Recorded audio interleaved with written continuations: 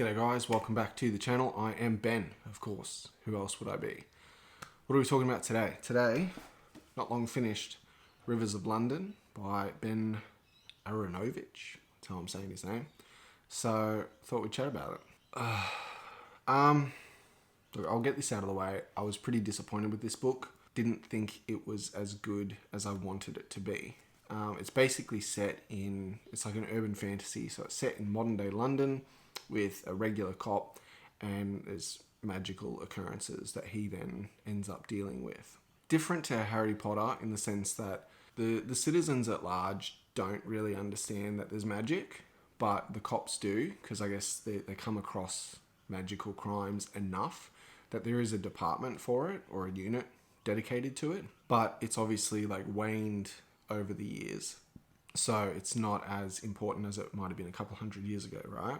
I did like the take that magic was a little bit more like science rather than being kind of, you have to be a very specific person. You have like, whether it's a trait about you or something like that, like not everyone can do magic. Whereas in this book, it's hinted at the fact that, if you apply yourself enough and you practice enough, obviously there's going to be people who are more in tune to it. Like there are people who just kind of get chemistry more than other people, right? But anyone could kind of learn it. And it's just a basic skill set that you pick up. And depending on how good you are, how naturally in tune to it you are, and how much you practice will depend on how good or bad you are about it. So I thought that was really interesting. It did make the magical lessons quite boring though. So there's that. It's kind of balanced out. The story itself, it kind of follows two storylines. One of them is effectively kind of like a turf war, bit of like a gangland build-up in a way. That actually sounds a lot cooler than what it really was, because they were gods, but they didn't really have too many powers that you knew about. It was just kind of like vague hints of what sort of power they had.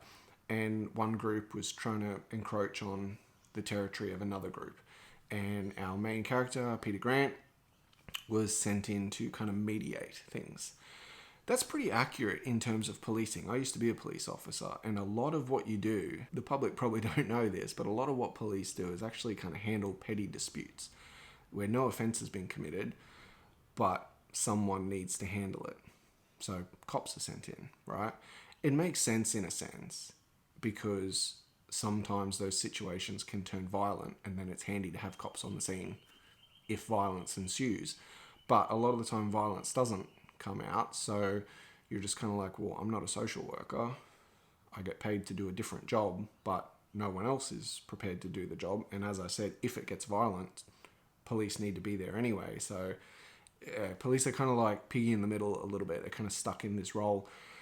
That said, that's effectively, while that's realistic, that's effectively what he's doing. He's kind of mediating this dispute that he really shouldn't need to. They could, really just be adults and sort it out themselves.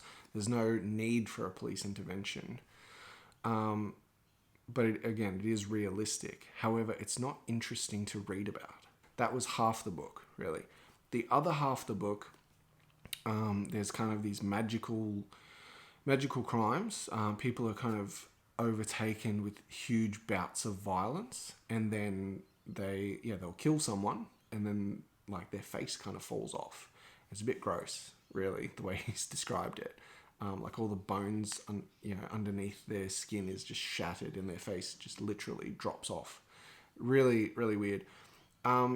And I kind of thought, this is like, while it's gross and gruesome, so I wonder what's behind it. There's obviously going to be some big bad magician who has like some evil plan. It turns out it's a ghost. And this ghost has been dead for a couple hundred years, and he was murdered, which is how he ended up being dead. And, performing these things, like he's possessing people and getting them to kill other people, and then their face falls off, right? And that's all part of some revenge type scheme, because he felt he was hard done by in the way he was murdered. Look, it's a little bit more to it than that, but that's really the gist of things. And I'm just like, oh, I really just wanted it to be so much more. To be honest, I really wanted it to be so much more. There's not even really any cool magical artifacts or anything like that. Like I said, everything's very scientific. It's interesting in the sense that, as our main character, Peter Grant, is performing magic and trying to learn certain things, like a lot of electronic devices will sort of be short circuited. So that's kind of interesting that it has that side effect. It's also talked about they conduct an autopsy and the brain is kind of rotten on someone, and the doctor's like, yeah, this is your brain on magic. And that was really interesting because I've never really come across something like that where there's a price to pay. And that's a really good thing. It's sort of like, yeah, you can perform magic, but don't think you're going to get away scot-free, right? Like there's a cost somewhere. The other gripe I had with this book, and this is just a personal thing, the chapters are quite long. I don't mind long chapters in some situations, but something like this in a police procedural, I kind of want short chapters. I want the suspense to be kept. But when you're talking 30, 35 pages to a chapter, and they could be split up into 3 chapters, I'd much rather that.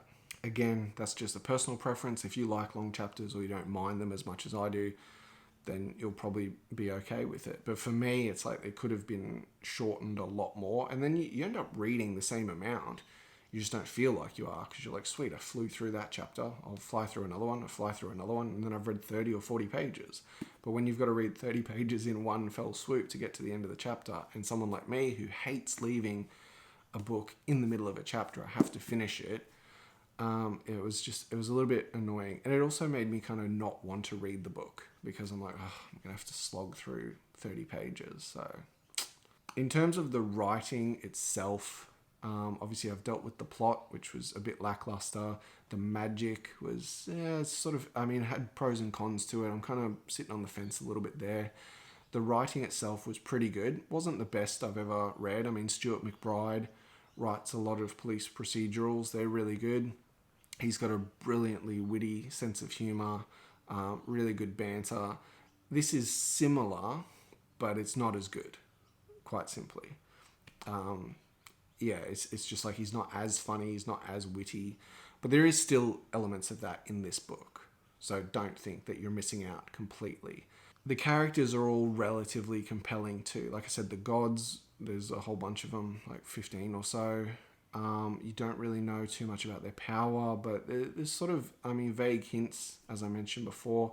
Peter Grant is interesting because one thing that makes him good in the magical division is his natural curiosity, and that was something that was a negative in the regular police force because obviously, if you're dealing with people, you can't afford for someone to get distracted, but someone getting distracted or following their instincts, following a hunch on certain things in the magical world is probably pretty good. And that's why he was recruited into that magical division. All in all, I'm not really sure about it. I think if I could give it a 2.5, I would. Unfortunately, I don't think it's worth a 3. So it's going to get a 2 from me. It just really wasn't there. I have heard that the second book is a lot better and then the third book is better again. I'm not really sure I want to shell out the money though and risk it because I paid for this one and I just keep making silly decisions in books that I purchase. I wish you could get a refund, like you read it and then you're like, I didn't really like it that much. Can I get my money back? That would be a good thing. I don't mean to hate on it too much. It wasn't horrible. It just wasn't as good as I wanted it to be. Perhaps I built it up in my mind a little bit too much. And then it was slow in a lot of parts when it really shouldn't have been. And I think perhaps rethinking things, like I don't know if the author did any research in like how the police operate. And like I said, like the diplomatic kind of mediation session, it's realistic, it happens. It's a lot of what police do. It's just, an offense hasn't been committed, but they kind of go in preempting and be like, let's prevent it from happening in the first place. However, that's just boring to read about. It's boring to deal with, to be honest with you. But it's definitely boring to read about, and that's why you don't see it in films and TV shows about cops. You see like murders and they're investigating a serial killer because that kind of stuff is gritty and interesting. Very, very rare, which is a good thing. Obviously, we don't want murders happening ever. let alone often.